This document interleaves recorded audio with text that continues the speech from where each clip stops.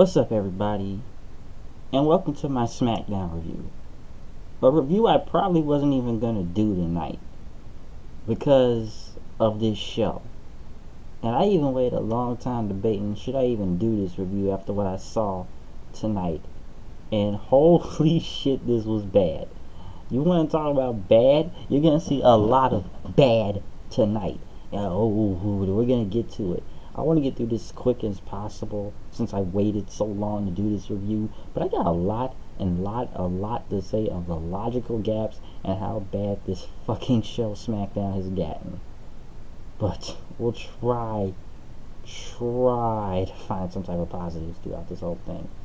But let's kick it off with Jinder Mahal. The jobber champion right here came out, as he talked about, it was India Independence Day, and he was the WWE champion, same old, and he brought out pretty much people to perform, like I believe it was a celebration, a dance, and these people danced, and there was another woman in the ring introducing Mahal and singing the Indian national anthem. And he pretty much called the crowd xenophobe and homogynastic or something, and he just talked about them, and the Singh brothers were in the ring, and he just, same old Jinder promo, and I am the new hero, John Cena's carried this company, but there's a new hero in town. He spoke in Punjabi, he talked about Americans are dull idiots, yada yada yada, xenophobia. Same old, and till Shinsuke came out, Shinsuke Nakamura, and Nakamura came out. Then he did his dance and song, and he talked about, and I know it's hard to understand Shinsuke sometimes, but he said, India Independence Day, today it is. But he says, today in Japan, we commemorate for the people that have died. I don't know if it was World War II. I guess it was, celebrate them. I think I saw something on the news about this today. I'm not really sure, so I'm sorry if I don't get it wrong. And he pretty much says, and pray for peace. But he says, this Sunday in America, it's SummerSlam, and then you lose the WWE title to me. He pretty much kind of sang it a little. So, it wasn't really, Nakamura's promo was alright. He did what he could to try and get English out. We know he can't speak good English. Jinder's promo was just same old, talk about America, speaking Punjabi. Duh, we're Americans. You all are xenophobic, racist, which, which he's kind of got a point now, in a way, looking at the recent events we've seen in the past few days. I don't get into a lot of political stuff right here, but, when I kind of thought about it, he's got a point right now, because after what we've seen, and I'm not really going to get into the whole, political thing with Charlottesville and stuff, because we're just going to talk about this show and not, what went down there with the situation, because we all know how that bad is, and we all know who the enemy is and stuff. Excuse me, there's white supremacists and everything, but we'll save the political thing for another time. I just want to say you kind of have a point right there now that I think about it. But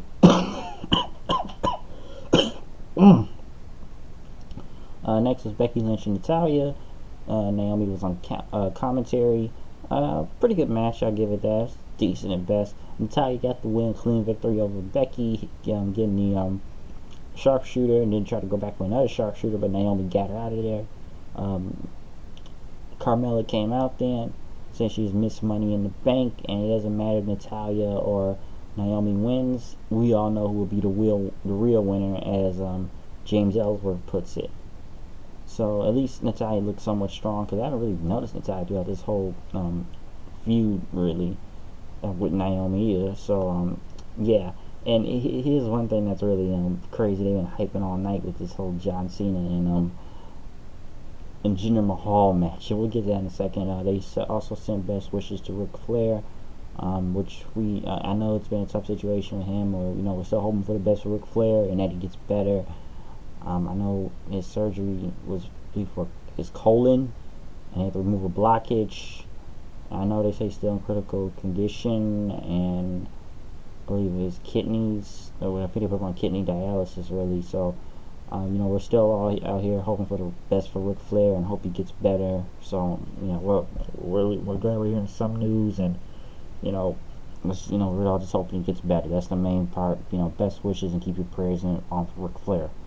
Next was AJ Styles. He had to come out to apologize to Shane McMahon. That was tonight. But I cut it to Tamina and Natalya, which I don't know where they're going with that about ravishing the looks and how to manipulate people to crush their enemies. I don't know where that's going with Tamina and Lana. I don't know. Okay, both of them are really bad. Tamina is at least okay in the ring. Most of the time she has the super kicks and a super splash. That's it. Lana is just horrible in the ring in general, so she just sucks. I don't know why these two are together, and I don't know if a lot of people care. Next was Daniel Bryan and the Usos, and the Usos, wanted to join his rap group and everything, working on the beats and hooks and stuff, which is kind of funny. And New Day, the Usos said we wanted a shot at New Day, and we wanted to run to Big E and Xavier Woods, as Daniel Bryan had, but Usos said we want Kofi and Woods tonight. That's what happened last week. And then Bryan pretty much looked at him and he says, I can hook y'all up. And then he was going to do a fist bump with him, but Daniel Bryan did the shake hands thing, and Uso just looked at him like that. And then Daniel Bryan said, they're so cool. But Daniel Bryan really did look really lame right for doing it. It was pretty funny, but he looked like a lame. He just looked like a lame for doing that. Couldn't even get the handshake right with a fist bump. Chad Gable went against Rusev, which was a no contest. It went really quick with him doing an accolade on the announce table, which I still don't know has a lot of effectiveness to it. But it was on the announce table, and then before he got in the ring, he had grabbed the microphone, and he's about to say something. He said, Randy, next thing you know, Orton pretty much hits an RKO on him, which the crowd popped for, and pretty much did posing and stuff. So Orton doing RKO was just, the RKO always gets over because it's the RKO, and people love the RKO out of nowhere thing. So yeah, it does that. But I still don't really care about Orton versus Rusev at SummerSlam. I don't care, but I know Orton's just gonna get his win just because. Rusev, they really done nothing with that guy ever since they brought him back. So hey, there you go. I'm still not looking forward to that match. AJ Styles came out then with Shane McMahon. As Shane says, no apologies is necessary, but referee, he can take a hit and keep going. But Sunday, he's gonna be in charge of this whole thing. And AJ asked him to get screwed into SummerSlam. But Shane said, AJ told AJ, referees cannot be touched under any circumstances, but if you put your hands on me, he's gonna give you them hands right back. And AJ asked, it's a threat, and Shane says, said no, but before he said something else, Kevin Owens came out and talked about the rules for Sunday. And, he's a referee and everything. I can't touch you, so you'll call it right down the middle of Sunday. And he was gonna shake his hand with Shane, so told him, he should shake his opponent's hands, but we're not gonna do that. He says it'd be inappropriate for him. As Kevin Owens was gonna shake AJ, and Owens started arguing then over the title. They argued and then pushed each other. AJ went for a punch but missed and almost hit Shane, but Shane grabbed him. After Shane had grabbed him, Kevin Owens did a super kick, but he missed and he hit Shane McMahon then. As Owens looked shocked, AJ knocked him, pretty much smiled at him, and he knocked Owens out of the ring. Did he knock him out of the ring? Just Owens got out. But after that, AJ just kind of smiled at him, and Shane walked out of the ring and pretty much went in the back after that. So yeah, it was a better segment. I liked it better. Last week, I guess Kevin Owens just dropped the new Face of America gimmick and just Kevin Owens again. So that's a positive for that. I like last week's better. It was a great segment, but it was good for what it was. So we'll see what happens with Shane this Sunday. New Day came out and talked about the title match this Sunday, but tonight they're going to win the Usos anyway. And it's going to be, you can catch these hands here, there, SummerSlam, Foxborough Stadium, the White Walkers in the West Shore. I guess that's a Game of Thrones reference, which it was the Usos versus the New Day with Woods and Kofi. Good tag team match for the best, even though we're going to see this Sunday. Usos won, hit a double super kick on, I believe, Woods. Oh, it was Kofi, and won the match. So, wasn't much to say from here. We'll see what happens this Sunday at SummerSlam, which I like both these teams, and they usually put on a very great match, but I didn't really see the point of this tonight. The Fashion Peaks return with Breeze and Fandango, and taught the aliens were mentally probed, they says. And they were on the phone, and they pull a rock out of their pocket, and a space rock, and they put it in the back, and we got to solve this case until who showed up? The Ascension showed up, and they were turning the pie, and Fandango kept looking, and he found his Band-Aid glue and Band-Aids and glue, and the Ascension. So we live a glue-free lifestyle. And then it said 2B on the side, which was a great threat to the tag team division. And they said they must return to confront it. And then they said Breezango will return in 25 years. Which they said that was a Twin Peaks reference. I did not watch it, but I guess that show was canceled for so long. It may have been 25 years. And then it was changed to 2 weeks then. Breezango will be back in 2 weeks. Maybe not this Sunday, but he'll be back in 2 weeks to solve the mystery. I don't know if this is the end of it right now, or where this is going. I don't know if people get the ending of this, but I don't know where this whole Breezango thing is going at this point. Maybe something will happen Sunday, but they said 2 weeks, so I guess that's the end of it now. That's the story with that. But I don't know I lost point of where this was going with these Fashion Files, and Arn Anderson was pretty funny when he showed up.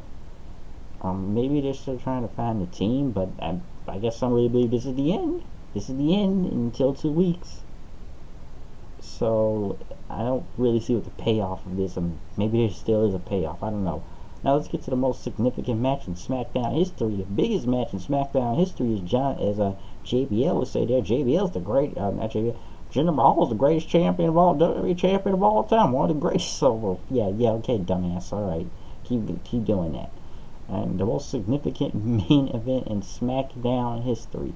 They act like this was the main event for some reason. I don't know why, but it's insanity. I don't know where they're thinking this, but this match, and there's a lot to say in this match between John Cena and Jinder Mahal. They want to play like this is the biggest main event in SmackDown history, which John Cena almost won this match. Why wasn't it even for the title? A match that should have happened at SummerSlam, but didn't. And there's so many things you could say how everyone looks stupid in this whole thing. First of all, John Cena pretty much nearly wins the match. He did it. He hit an FU, and almost had a near fall. Then he hit a super FU off the top rope. Corbin breaks it up. He hits Cena with the briefcase. Looks really bad with it. And then he looked at the case, and he looked at Mahal. He cashes in the Money in the Bank, and the crowd pops. But this is where stupidity becomes in.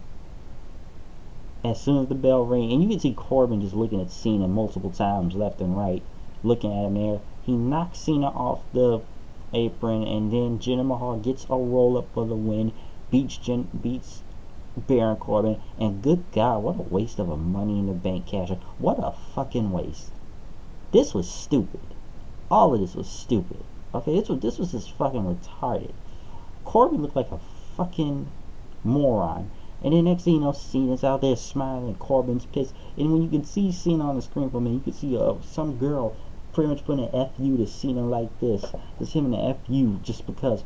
I don't know where Baron Corbin goes from here, but he looked like a fucking laughing stock. He looked like a moron, okay? He really did. This almost reminds me when Damien Sandow, we saw what happened to that guy in WWE. Oh boy, look what happened to him when he lost his Money in the Bank briefcase. You want to know what happened? Really bad things happened. It was a little bit of positive, but hey, what happened then? Ultimately, he got released. Now, I guess WWE never believed in Corbin. He would become WWE champion. I pretty much talked to Corbin multiple times because I didn't think he was the guy or somebody was too green. So pretty much now you're just going to get a basic match with Jinder Mahal and Shinsuke Nakamura this Sunday. And we all know Shinsuke will win because we could have thought it would have been a cash in on Sunday, hey, but you can X that out of your mind. And some people that Corbin could have just cashed in it right now. And it could have been John Cena versus Corbin for the WWE title Sunday. Or maybe a triple threat with Nakamura. Maybe another fatal four-way if you want to put it like that. Add Jinder to it to get his rematch. And then you got a fatal four-way match. Maybe Cena gets his title wins, 17 title wins and stuff. But this is just retarded. This whole thing is just bad. What was it gonna do? Add some heat to the match this Sunday? Why? What is with all this hot shotting? There's so much hot shotting in this show. Too much hot shotting, and mostly both Raw and SmackDown. Raw is a better show, but from hot shotting to cruiserweights and Wyatt and Finn Balor. Like Cena and Mahal was just okay, but this, my God, don't play it up like it's the greatest SmackDown match of all time. I guess Nakamura is just gonna win just because. I don't know what the direction of Corbin is. I don't know where they're going with this, but this is just fucking stupid. Like it really is. Like I don't even know I don't know where you go from this. I don't know. I don't know what creative, like, and we've said some bad things about SmackDown before, but SmackDown's really lost it. They've lost it since Battleground, okay? They lost it since Battleground. And it looks like they just try to prove themselves every week of how stupid they can get every week. So this has just gotten to the point where this is just insanely stupid. I'm sitting there wondering, what was that? What a waste of money in the bank. But like I said, I never thought Corbin was going to be a guy in to begin with. So, I just don't know where you go from this. I don't know how. There's really no positive way of looking at this whole thing. And I guess it's going to be Corbin versus Cena on Sunday. And Corbin gets the win. So Cena screwed him out his money in the bank. But my God, what a way to hot shot money in the bank cash in right before the pay-per-view. Before the pay-per-view. And by the way, Baron Corbin was fresh when he came in here. Jinder Mahal just went through a match with John Cena and still won. Corbin was fresh and out there, and he just loses to a roll-up. Dude, this whole fucking show is just fucking stupid. Okay, I know I already said this show is fucking stupid many times, but listen, if you want to go watch a better show, hey, I haven't really talked about this much. Go watch the G1 Climax, okay? Go watch that tournament. It's over now. But if you want to see some great matches, go look at Tetsuya Naito versus Kenny Omega in the finals for it. Go look at Kenny Omega versus Okada 3 if you want to see that. There was a lot of great matches in the G1. But if you want to see the final, the tournament, of who won that tournament, in some sense really have to outdo themselves. They're going to beat New Japan with this. Go watch Naito. Go watch Omega. Okay? You want to see better wrestling? Watch that. Because after what I saw here tonight, this was just fucking insane. You can't wrap this around. Even I didn't expect that. I was like, oh, holy shit, he's done like Damien Sandow. So I think either Corbin would get the Dolph Ziggler treatment, because hey, we don't see that guy anymore, or he would just be like Damien Sandow. Like, I got no other way to say it. He's fucked. He's really fucked. So I don't know. I gotta blame creative on this one. This just doesn't make any sense. Holy shit, this was bad. I just had to even, that woke me up a little from going to sleep now. Holy shit, that was bad. My God, that was bad. But I am going to go. I said enough about this bullshit show, or SmackDown, and whatever it was. I've already spoken the Jinder promo to this god awful cash in. Just now it's gonna be a basic Nakamura versus a Jinder thing. I already talked about I already said my little comments about Jinder's promo, and I actually somewhat agree now. A little of it. Or like somebody told me, once I read since it's almost like the recent events, can't blame him. But it's not a lot that you can really say, especially how they built this in the summer. This was a go home show, by the way, too. Let's remember, this was a go home show, and this is the bullshit you give us with this bullshit as cash in. Okay, but I am out of here. I'm out. Peace. Watch this review. Go watch New Japan, G1 Climax, Naito, Omega. I'm done with this show. We'll see you for Brooklyn. NXT, and SummerSlam. I'm out of here. Peace.